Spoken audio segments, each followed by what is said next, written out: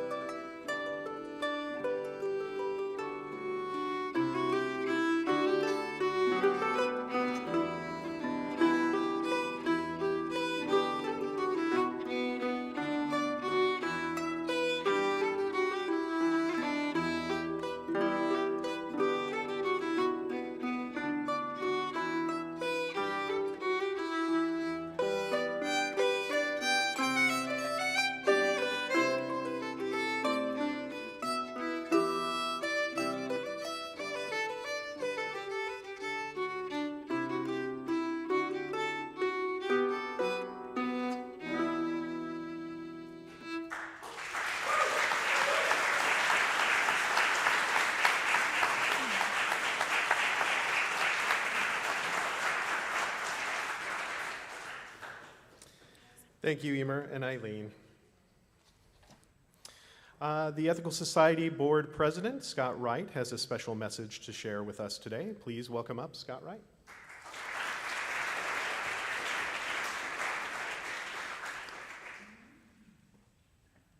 Good morning. My name is Scott Wright. I'm the current president of the Ethical Society of St. Louis. Last month, I announced the board's intent to issue a position statement in support of the dignity and rights of transgender people, and we requested your feedback on that position. We want to thank everyone who submitted their thoughtful feedback. All feedback was received and reviewed and discussed at our most recent board meeting. We want to acknowledge that this is a scary time, and people are afraid. That fear is valid. It is true that there are risks in speaking up for our values in a darkened world. It is also true that living consistently with our values and breathing them into the world is our solemn duty as ethical humanists. With consideration to the risks involved in speaking up for our values, and on behalf of our members who have been and continue to be targeted and harmed, the board unanimously approved the following position statement. The Ethical Society of St. Louis stands against assaults on the dignity and worth of all transgender Americans. We affirm the right of all humans to live in alignment with their true selves, and we stand with our members, friends, and relatives who are trans and non-binary. We believe that everyone deserves to be treated fairly and kindly. Within our own congregation, we reaffirm our commitment to honoring all members and visitors' chosen names and pronouns, respecting their right to use whichever bathroom they feel most comfortable using, and providing further education for our community on gender diversity. We also call on our elected officials, from our local school boards to our federal representatives, to stand up for their transgender constituents and their rights to access medical care, play sports, serve in the military, use the bathroom, travel, work, and otherwise live their lives in peace. Thank you.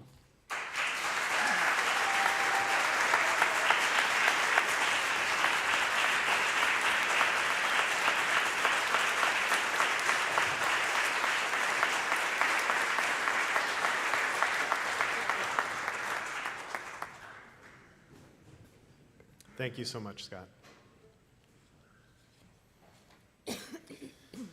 Each week, we read the Ethical Education for Youth core values as a way to bring us together and remind us of our shared commitments. Our youth programs are on spring break right now, even though we still do offer childcare for our youths at this time as well. So I will go ahead and read those core values for them. Every person is important and unique. Every person deserves to be treated fairly and kindly. I can learn from everyone. I am part of this earth, I cherish it, and all the life upon it. I learn from the world around me by using my senses, mind, and feelings. I am a member of the world community, which depends on the cooperation of all people for peace and justice. I can learn from the past to build for the future. I am free to question. I am free to choose what I believe. I accept responsibility for my choices and actions, and I strive to live my values.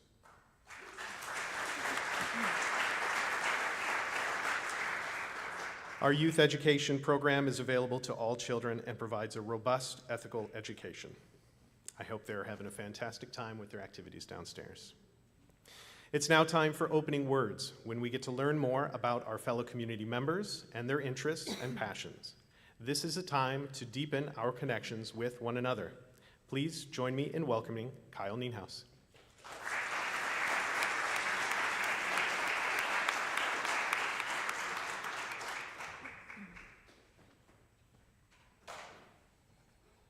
Good morning.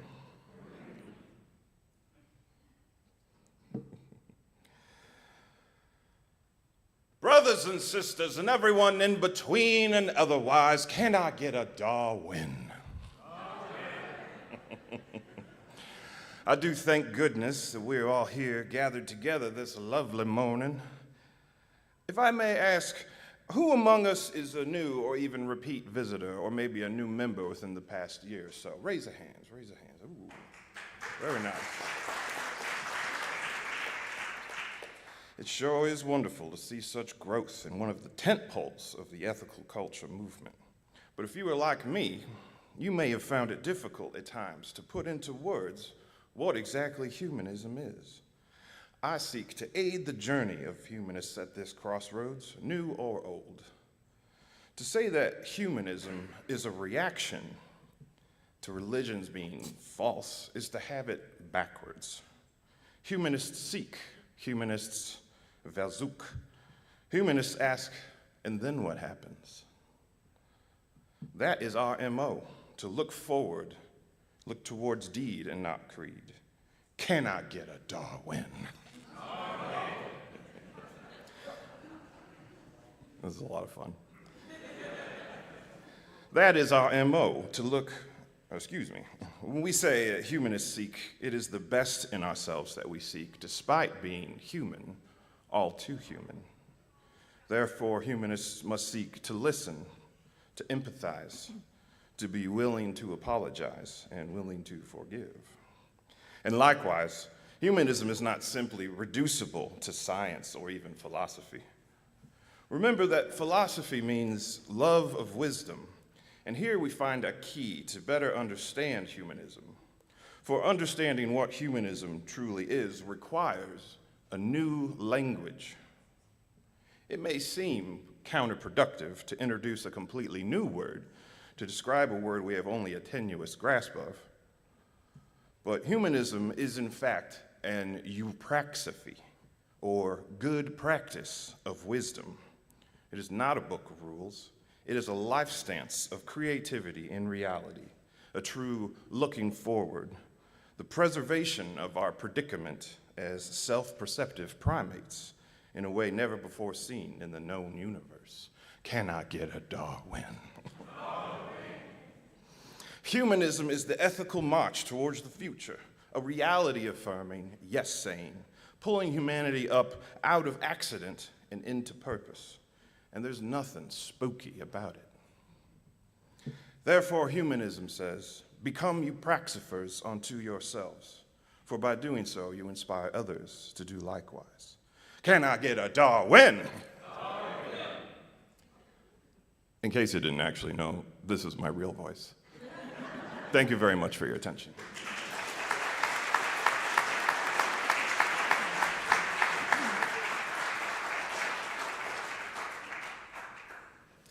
Thank you so much, Kyle, for sharing with our community. If you're a member and would like to share opening words, we will happily get you on our schedule. You can contact Carol Beer or send an email to the Platform Speakers team at platformteam@ethicalstl.org. I hope you will take advantage of the opportunity to share about yourselves. Let's welcome Emer and Eileen back to the stage for their second selection, Lone Shanachile by Thomas Madigan.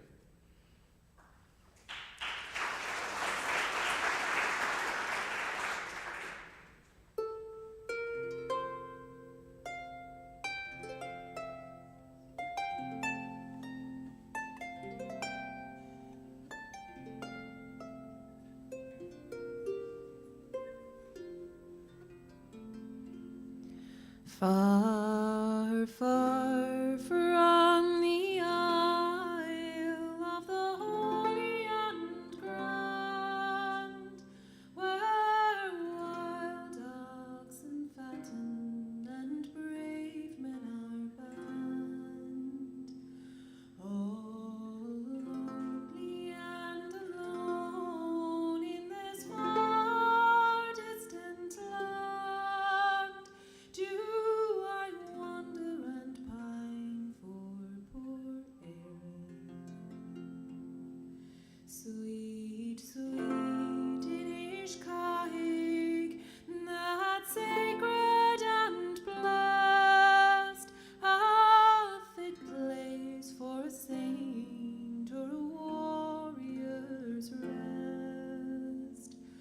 Oh God, that a bear should be best of his brood, who now bites your beauty, poor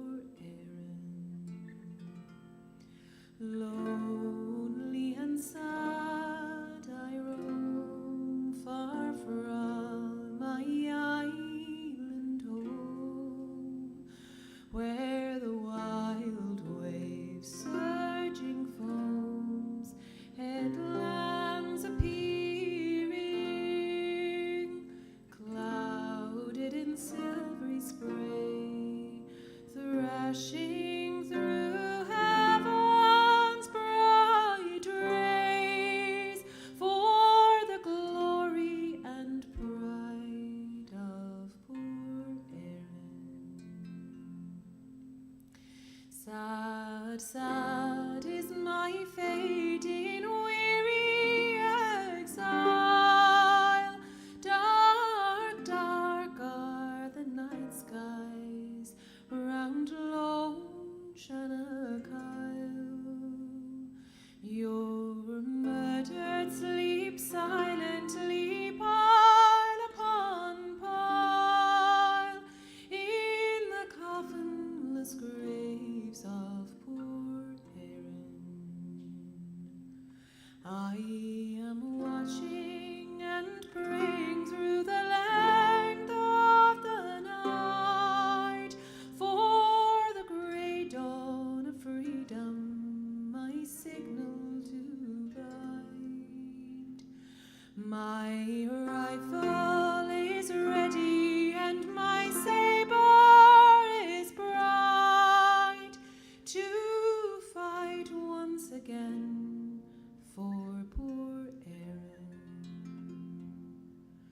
Lonely and sad I roam, far from my island home, where the wild waves surging foams, headlands appearing, clouded in silvery spray, thrashing through heaven's bright rays, for the glory and pride of poor Erin.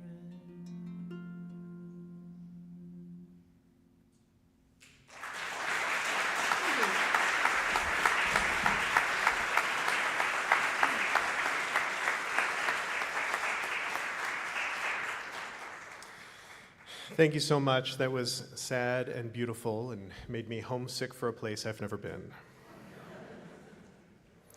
Before our main address, we like to take a moment to still our minds, relax our bodies, and take some mindful, deep breaths. Please join me for 1 minute of mindful breathing.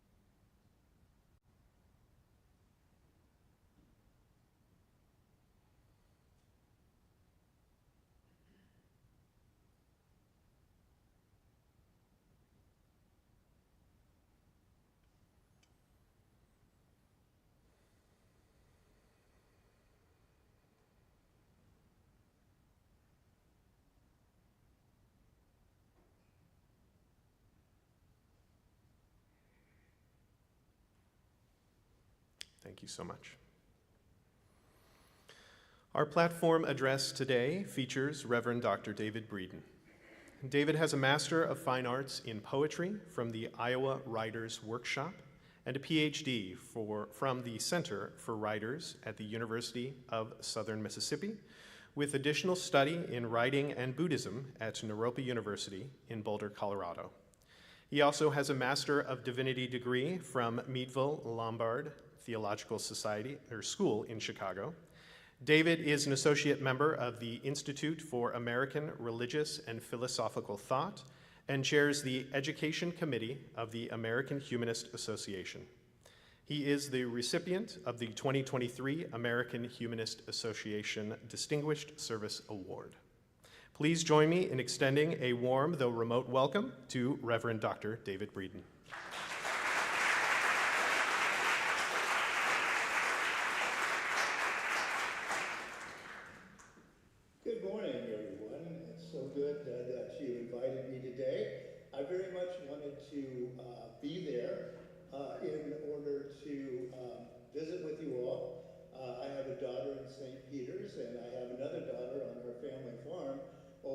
in southeastern Illinois. But my wife is having surgery on Tuesday, and so I decided to better avoid the contagions of airports and airplanes, etc. But do invite us back sometime. I definitely love St. Louis and love to get down there. And yes, I'm one of those hillbillies that you have perhaps heard about in that area. I titled my talk today, Framing the Unimaginable, Life in the Anthropocene. Now, I can provide us all with an Anthropocene update. The storms are bigger, the fires are wilder, the droughts are droutier, the floods are deeper, and doom scrolling gets ever doomier. To say we live in troubled times is to state the obvious. Nature itself has changed. The old farmer's sayings that I learned as a kid in southern Illinois are truisms only of a cyclical nature, and the nature isn't like that anymore.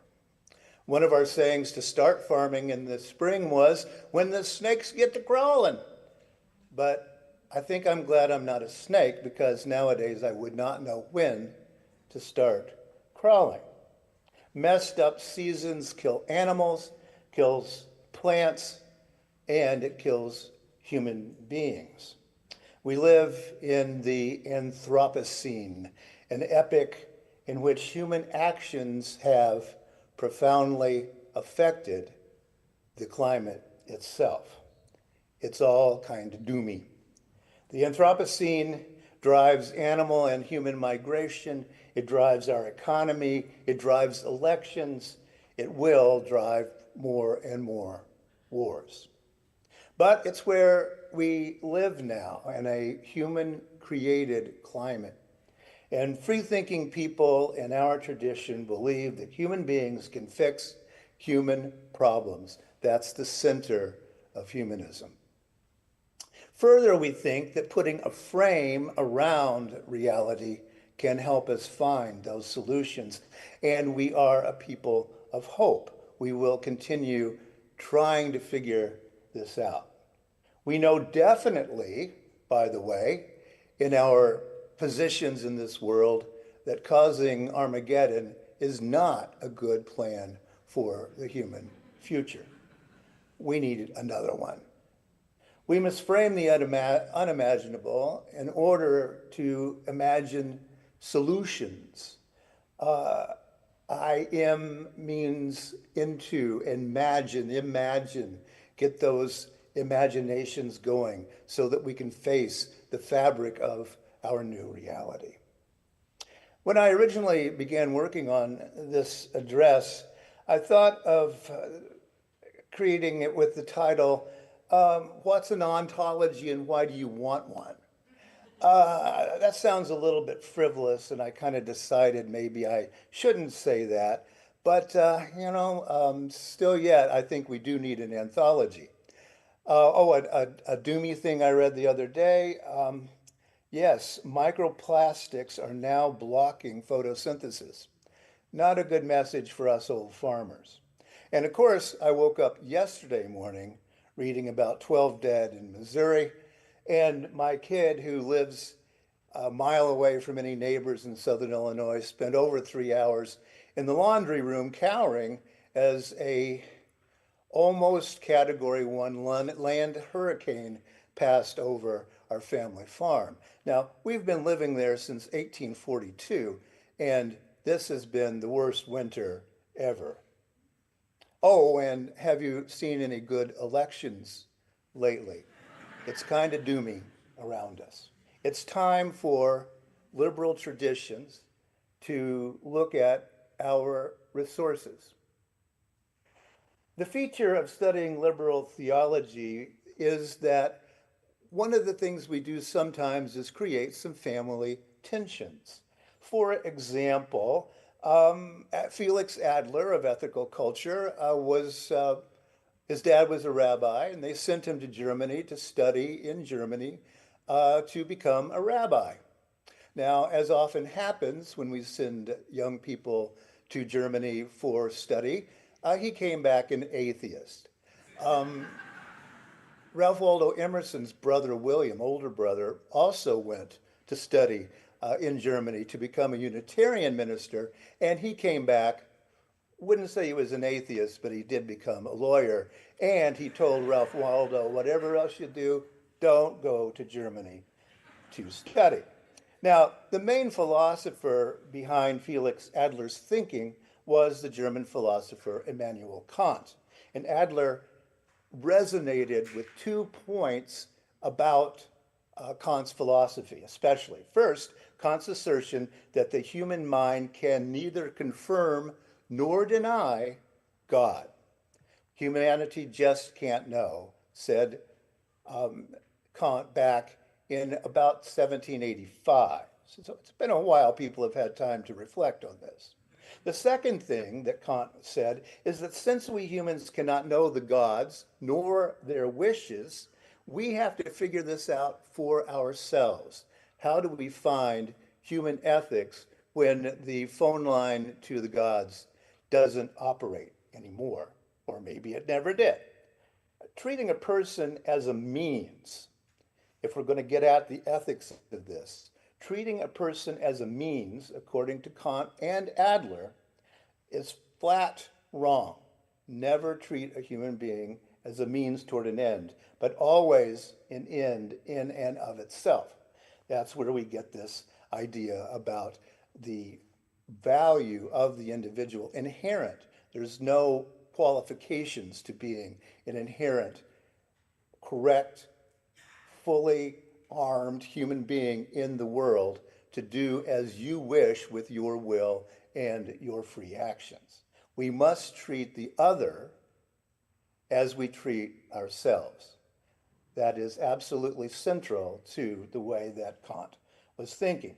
Now, for Adler, this exploration was the foundation for ethical humanism that we still practice today. It's a philosophy grounded in naturalism, amen, Darwin, right? Reason and empathy for, again, the other. Now, human worth is not purely conventional or dependent on social recognition. You read something about me, and so, yeah, I'm supposed to be important in some sort of way, but this is not true. We're all equally important. Social hierarchies have absolutely no meaning in Kant's and Felix Adler's way of seeing the worth of humanity.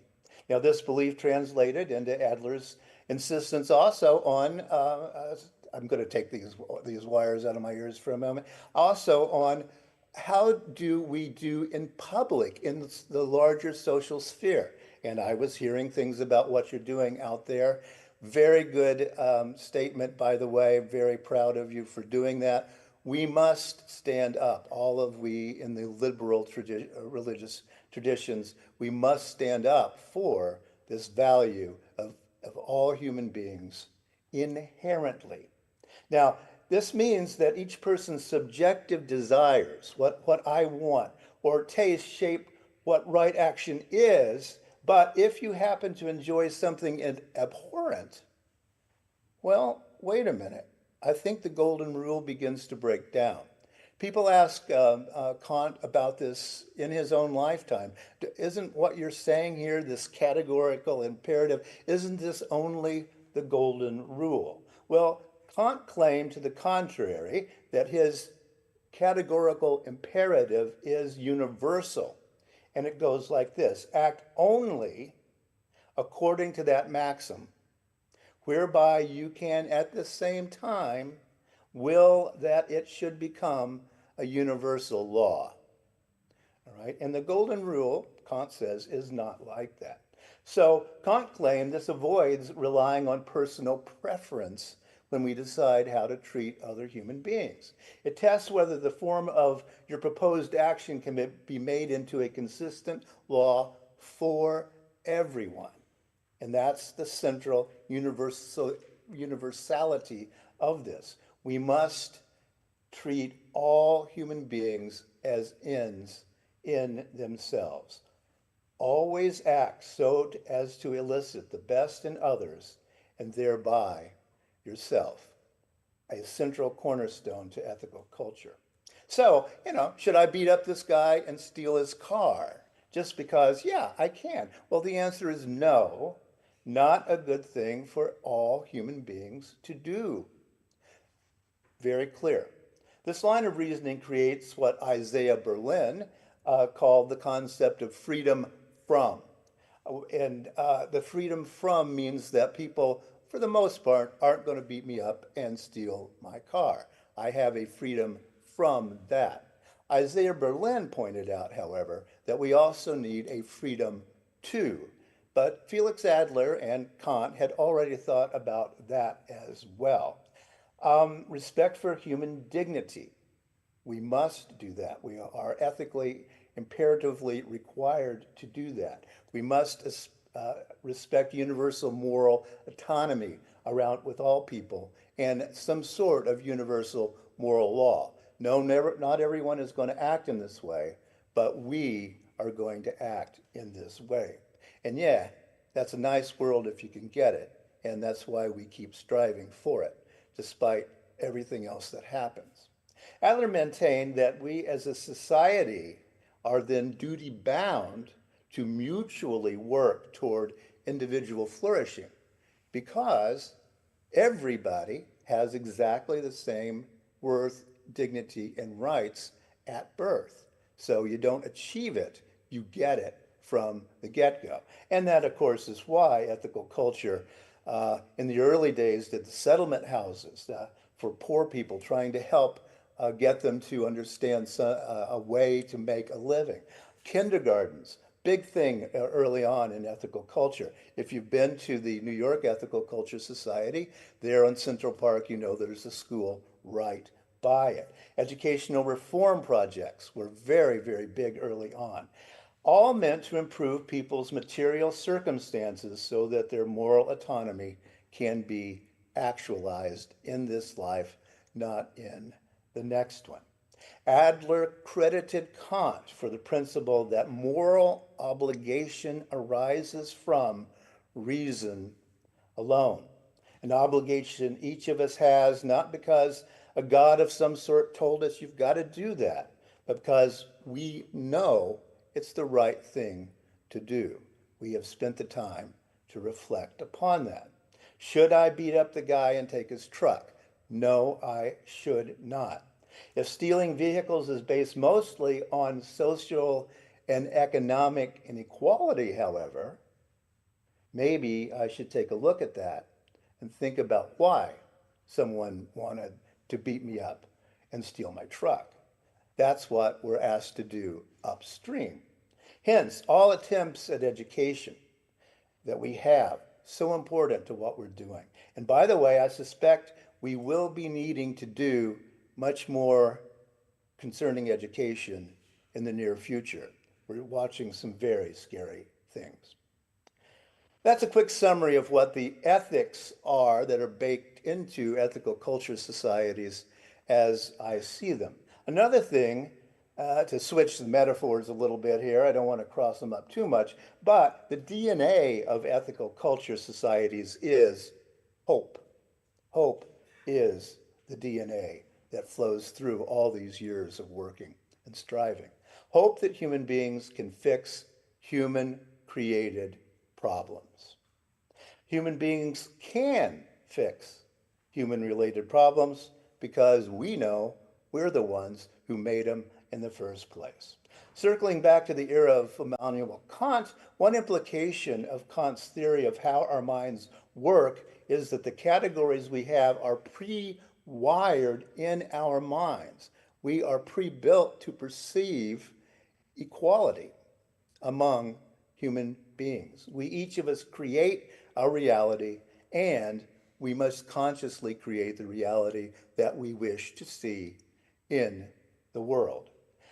However, the implication is that we are capable of realizing this power here and now simply by thinking about it. We can take our own power. And that comes right out of the Romantic era. Think about Beethoven. Everybody can be their own Prometheus in some way because we have that spark, that fire within our minds that we can think about. And just think about the generation that lived just before Felix Adler. He was looking at the Ralph Waldo Emersons, the Margaret Fullers, the Thoreaus of the American Romantic period called Transcendentalism.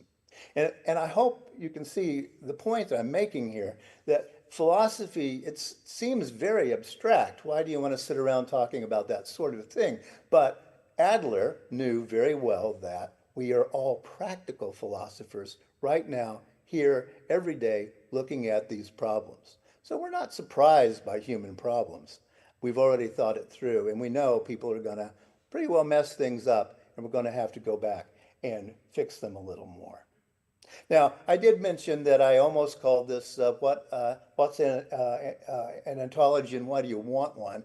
And I still really believe that, frankly. We do need to think about ontology because we all do have one, whether we know it or not. And frankly, most ontologies that people have and think that are deeply seated within them are actually fed to us by the social conditions and family conditions and religious conditions that surround us. So how do we find our way out of that social conditioning toward a more moral, ethical living situation? Ontos is just the Greek word for being, B-E-I-N-G. Logi is study from Greek, so it's the study of being, the study of being. And we ask simple questions about being. Why am I here? What can I do while I'm here?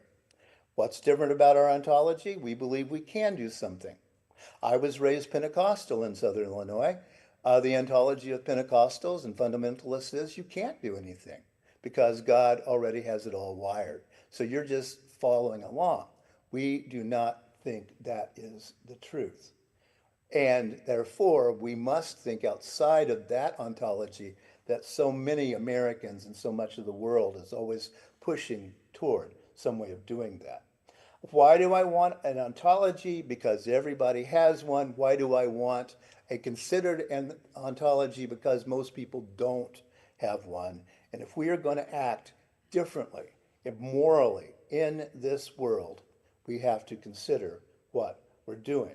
We believe, well, think about it. Is love real? It's an ontological question.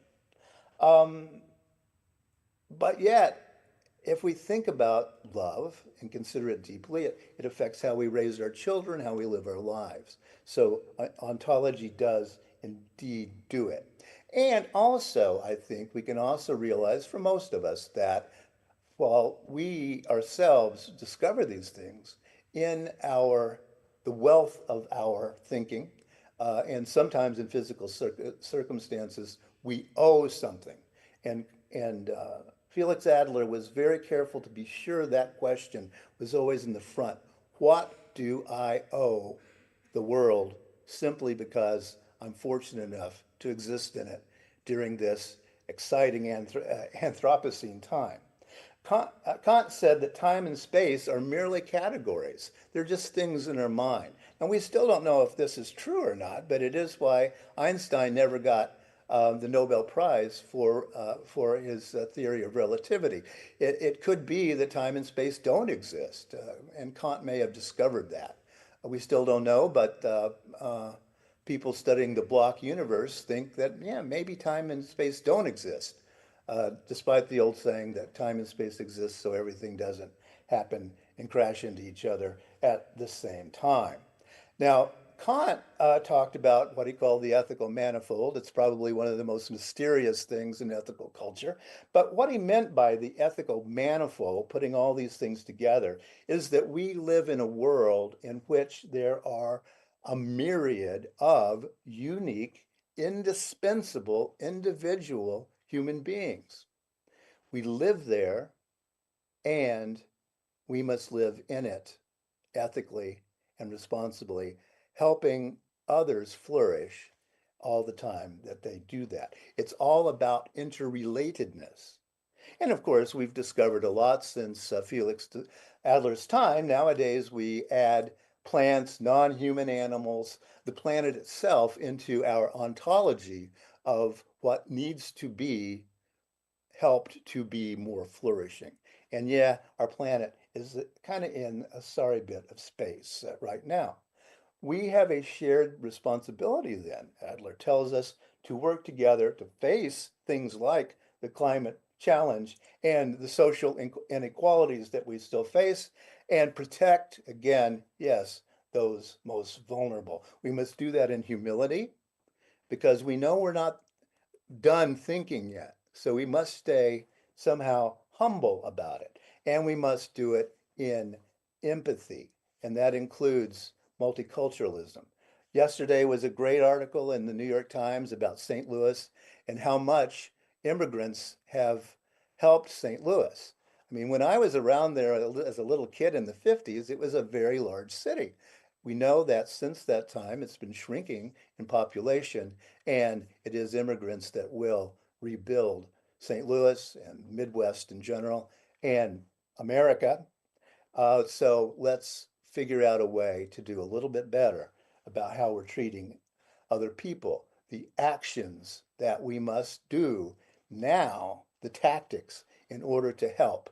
And that's what you're called to do in St. Louis. And then I'll read about it in the New York Times. Ethical humanism encourages us to act with hope.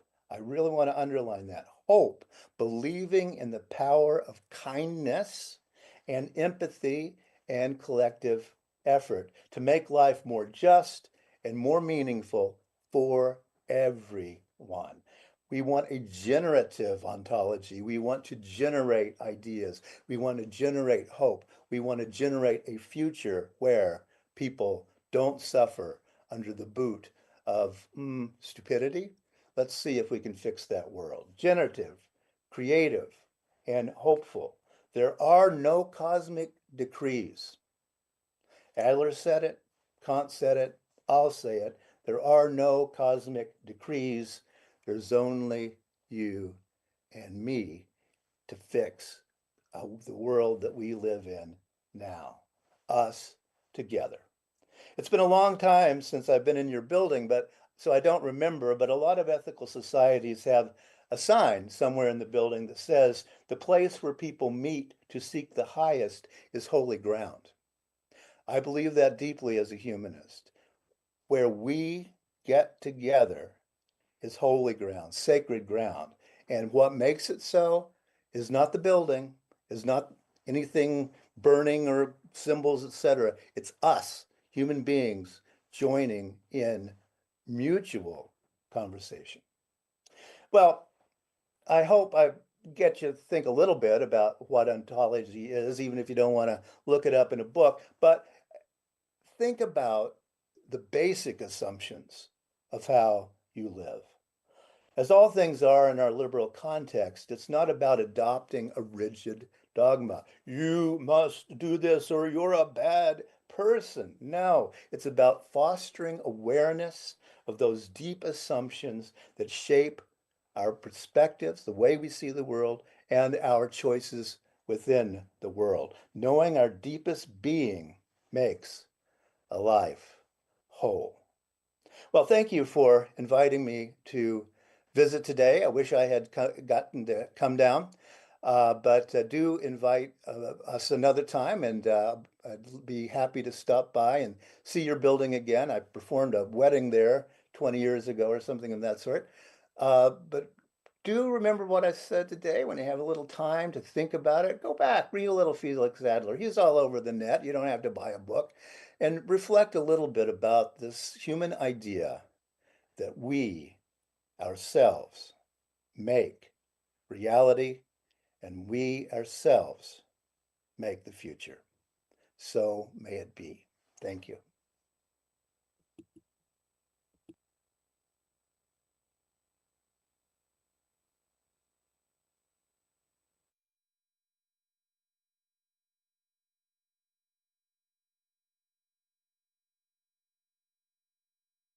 Testing. There we go. Thank you so much, David. We really appreciate you spending your time with us and sharing that message of hope.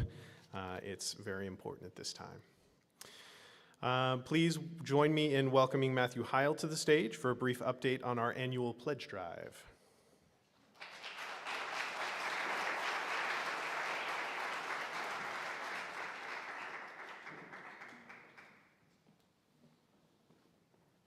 Morning, y'all. I'm Matthew Heil. My pronouns are he and him, and I'm here today representing the Stewardship Task Force. And we're going to try magic today. I'm going to snap my fingers, and the slides are going to change.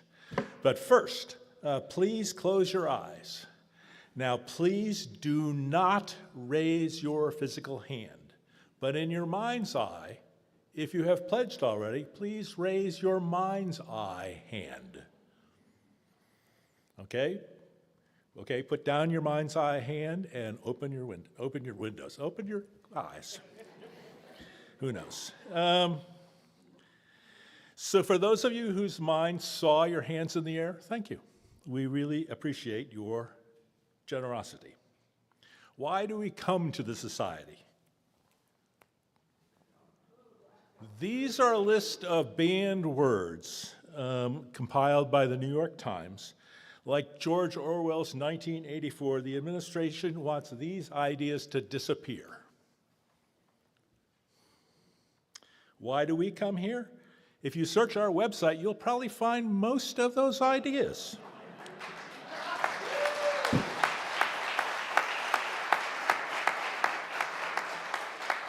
That's the nature of our society. All people have inherent dignity and worth. That's the nature of this community, as we just heard. And to support it, we ask all members for financial pledge consistent with their means. There are waivers if you have problems making any pledge, just contact the office, but we ask everyone to please pledge. So far, 6 out of 10 of our members have pledged. The pledge drive ends in a few weeks, and we need to hear from those of you who did not see their hands rise in their mental minds. So in advance, thank you for helping us get 100% of the members pledging. Thank you.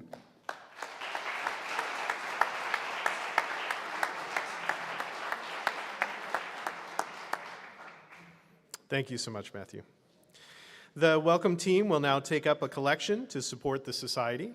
There is a QR code on the screen behind me that you can use to donate, or you can make use of the baskets that the welcome team are passing around. We rely on the generosity of members and friends, so please consider donating. You can also donate online at ethicalstl.org/donate. We appreciate anything you may be able to offer. If you're interested in joining the Ethical Society, or you are a visitor and would like to know more about our society, please join the Visitors Connect table in the Becker Room after platform today. We invite you to be a part of the Building and Grounds team. Member Kent Forrest would like to invite people with DIY skills and a willingness to help with the odd project to join the Buildings and Grounds team. There are no regular meetings. This is simply a group of people who would like to support the care of our building and grounds on an as-needed basis. If this sounds good to you, please contact Kent Forrest. Thanks in advance for your volunteerism. Calling all problem solvers and puzzle lovers, it's time to put your wits to the test and beat the clock in the puzzle race. This is a competition all about speed, strategy, and smarts as you and your squad battle it out to be crowned the fastest puzzle-solving champions. Please join the fundraising team for a puzzle race on April 26th here at the Ethical Society. Prizes will be awarded for the fastest 3 teams. Doors will open at 6:30 p.m., and the timed event starts at 7 p.m. and ends at 9 p.m. Cost is $15 per person or $60 for a team of up to 4. Sign up for a table of up to 4 team members and register online or after platform on Sundays starting today. Bring your own food and beverages, though cups and napkins will be provided. The fundraiser benefits the Ethical Society. The Navigators, a national inclusive scouting organization, invites you to First Sunday Lunch on Sunday, April 6th, immediately after platform. Our scouts will be serving baked potatoes with all the fixins, salad and breadsticks, $7 for adults and $3 for kids. They will also be having a bake sale before platform and during lunch. Proceeds are used to help send our families to New York for this year's National Jamboree, as well as offset costs for programs such as our overnight at the Botanical Gardens last year. Bring your appetites on Sunday, April 6th.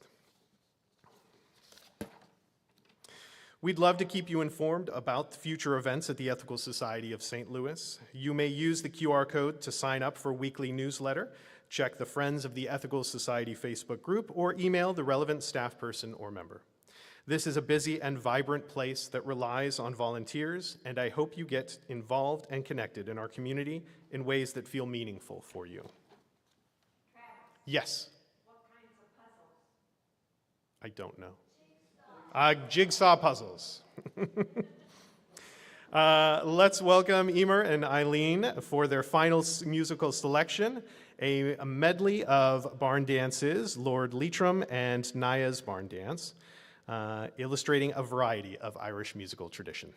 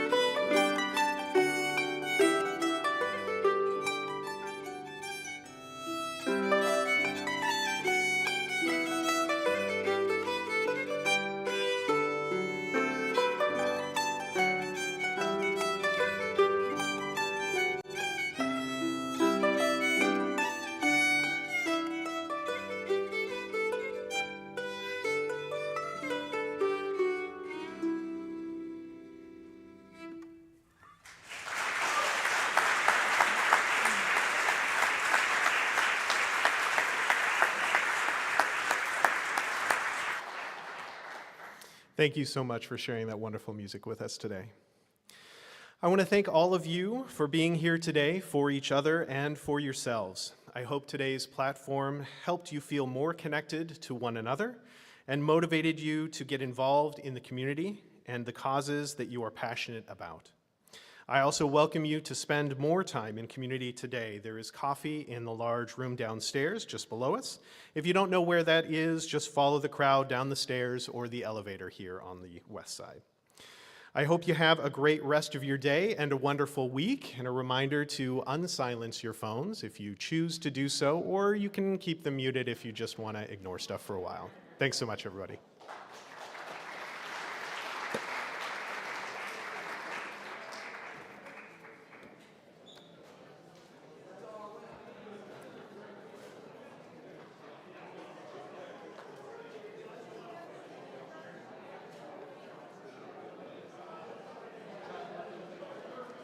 Hi.